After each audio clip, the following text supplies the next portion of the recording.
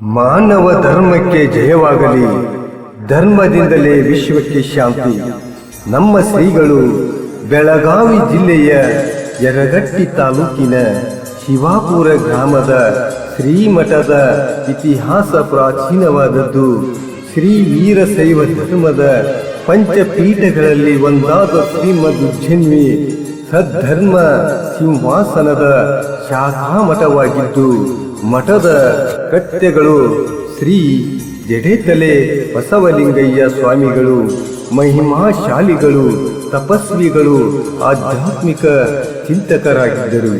ಶಿವಾಪುರ ಗ್ರಾಮದ ಹಿರೇಮಠದ ಶ್ರೀ ವೇಮು ಸಂಗಯ್ಯ ಸ್ವಾಮಿಗಳು ಮತ್ತು ಸುಮಿತ್ರಾ ತಾಯಿಯವರ ಪುಣ್ಯ ಗರ್ಭದಿಂದ ಚರಂತಯ್ಯ ದೇವರು 1998ರಲ್ಲಿ ಜನಿಸಿದರು.